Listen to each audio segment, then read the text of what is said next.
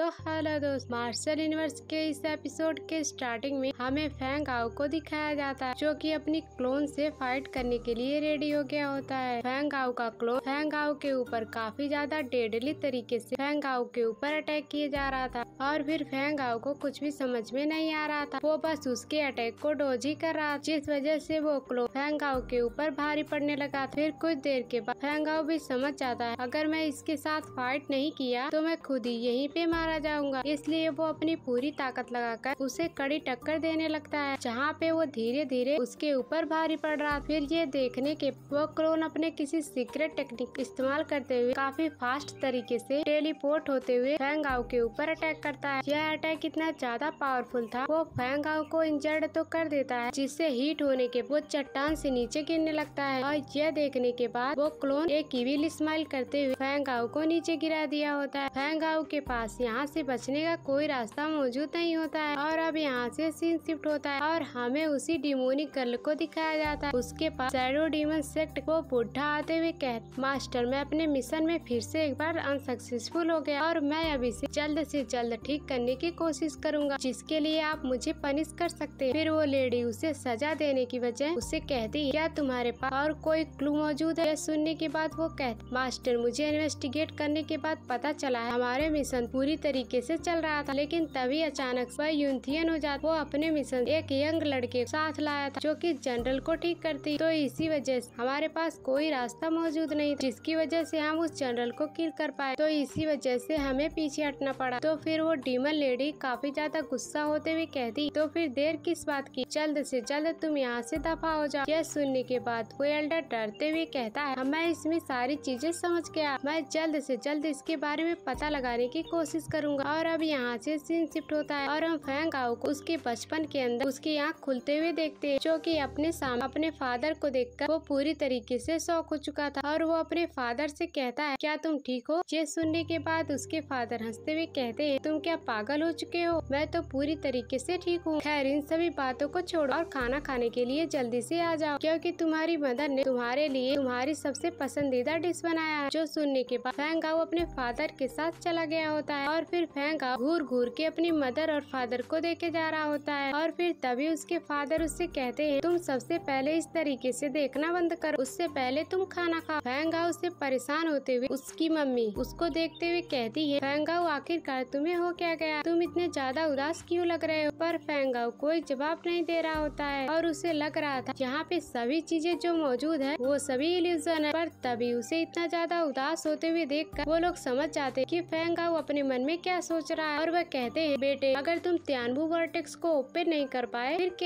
फिर क्या हुआ? तो फिर इसके लिए इतना ज्यादा उदास होने की जरूरत नहीं है। और वैसे भी फैंग फैमिली लीडर की पोजीशन को छोड़ना चाहता हूँ और हम फैंग फैमिली से काफी ज्यादा दूर चले जाएंगे, जहाँ पे हम काफी ज्यादा इजीली तरीके से रह सकते हैं। और उसकी मम्मी भी ऐसा ही कह रही हो, तुम चिंता मत कर और हम सब जब दूर चले जाएंगे तो काफी ज्यादा खुश रहेंगे। और फिर उसे खाना भी सर्व कर दिया और फिर खाना खाते हुए फैंग आओ कहता है, तो फिर ठीक। और अब यहाँ से सीन शिफ्ट होता है और हमें रियल फैंग आओ को दिखाया जाता है, जो कि अभी भी टेस्ट को दे रहा होता है। वांग जिंग अभी भी उसके लिए टेंशन ले रही होती है। अब फिर से हमें फैंग आओ के चाइल्ड वर्जन को दिखाया जाता है, जहाँ पे वो वांग जिंग के द्वारा दिए गए सिल्वर लॉक को देखते हुए सभी चीजें धीरे धीरे याद आने लगती है कि वांग जिंग ने उसे क्या कहा था। और यहाँ पे मौजूद वो सभी चीजें रियल होती है, क्योंकि अब उसे समझ में आ चुका था यह बस एक इल्यूजन है। और फिर वो वहाँ से जाते हुए कहता है, फादर और मदर मुझे माफ कर देना और अब जल्द से जल्द मुझे यहाँ से जाना होगा। और फिर उसके फादर और उसकी मदर कहने लगते हैं, तुम अपने मदर और फादर को छोड़कर यहाँ से क्यों जाना चाहते हो? क्या तुम अपने फैमिली के साथ रहने में खुश नहीं हो? यह सब सुनने के बाद हाँ यह सच है कि मैं यहाँ पे फैंग फैमिली के साथ रहने का सपना देखा है। मुझे यह अपना सपना जल्द से जल्द पूरा करना होगा और हमें इसे रियलिटी में बदलना होगा। और मैं यहाँ पे इस तरीके से रहते हुए ऐसा नहीं कर सकता, मुझे तो डोंग फैंग हान को भी तो हराना है। तो उसकी मदर कहती है, तुम्हें अपनी फैमिली को इस तरीके से छोड़ के नहीं जाना चाहिए, तुम्हें अपने फादर और मदर के साथ ही रहना चाहिए। यह सुनने के बाद फैंग आओ कहता है, फादर और मदर आप दोनों ने मुझे बचपन से सिखाया है, जिस काम को शुरू करना चाहिए उसी काम को खत्म खत्म भी करना चाहिए और मैं यहाँ पे इस तरीके से रुकना नहीं चाहता और मुझे जल्द से जल्द आगे बढ़ना चाहिए और मैं हार भी नहीं मानना चाहता। तो इस तरीके के बातें सुन उसके फादर और मदर कहते हैं हमारा बेटा बड़ा हो चुका है और अब हमारे सर से बहुत ही बड़ा बोझ हल्का हो चुका है। फैंग आउ अब तुम यहाँ से जा सकते हो। यह सुनने के बाद फैंग आउ कहता है फादर मदर मेरा इंतजार करना, मैं जल्द से जल्द वापस आऊंगा। और वो काफी ज्यादा तेजी से वहाँ से जाने लगता है जहाँ पे वो एक पोर्टल के थ्रू अपने रियल बॉडी में टेलीपोर्ट हो जाता है और रियल बॉडी में टेलीपोर्ट होते हुए उसकी पावर भी एक्टिवेट हो गई होती है और उसकी पावर की वजह से जो रियल क्रिस्टल पिलर था वो भी धीरे धीरे फ्रीज हो रहा था और क्रिस्टल पिलर के साथ साथ आसपास की सारी चीजें भी फ्रीज होने लगती है और इसी के साथ अचानक से वो जो क्रिस्टल पिलर था वह तुरंत ही एक्सप्लोर हो जाता है। यह देखने के बाद वहाँ पे मौजूद हर एक पर्सन पूरी तरीके से शॉक हो चुके थे। एग्जाम ले रहे मास्टर फैंग आउ से कहते हैं क्या तुम्हारे पास आइस हार्ट स्पिरिट मौजूद है? और फिर फैंग आउ कहता है हाँ ये सच है, हाँ मेरे पास आइस हार्ट स्पिरिट मौजूद है। वांग जिंग भी उसके लिए काफी ज्यादा खुश हो गई होती है और इसके बाद वो एग्जामिनर फिर से उससे कहता है तुम्हारा टैलेंट तो काफी ज्यादा अच्छा है और तुम्हारे कल्टीवेशन के हिसाब से इस पिलर को डिस्ट्रॉय करना उतना भी आसान नहीं है, बट तुम इस चीज को इजीली से कर पाए और इसी वजह से हेवनली मास्टर एकेडमी अंदर की जितनी भी टेस्ट हैं उसे तुम्हें देने की जरूरत नहीं है। तुम डायरेक्टली हेवनली मार्शल एकेडमी में इनर डिसाइपल के तौर पे सिलेक्ट हो सकते हो। फिर फैंग आउ रिलैक्स होते हुए कहता है मैं यहाँ पे एकेडमी के अंदर पढ़ने के लिए नहीं आया, मैं तो किसी और की वजह से यहाँ पे आया हुआ हूँ। मैं यहाँ पे डोंग फेंग हान को चैलेंज करने के लिए आया हूँ। और फिर उसके बाद हम वहाँ पे एक आइस एनर्जी को रिलीज होते हुए देखते हैं जिससे कि आसपास की चीजें फ्रीज हो रही थी। असल में ये एनर्जी होती डोंग फेंग हान जो कि यहाँ पे पहुँच चुका होता है। और फिर फैंग आउ को देखने के बाद वो भी अंदर अंदर काफी ज्यादा गुस्सा हो चुका था और इसी के साथ यह एपिसोड यहीं पर एंड होता है। तो मेरे प्यारे दोस्त अगर आपको ये वीडियो पसंद आया है तो चैनल को सब्सक्राइब करके वीडियो को लाइक कर दे। Thanks for watching.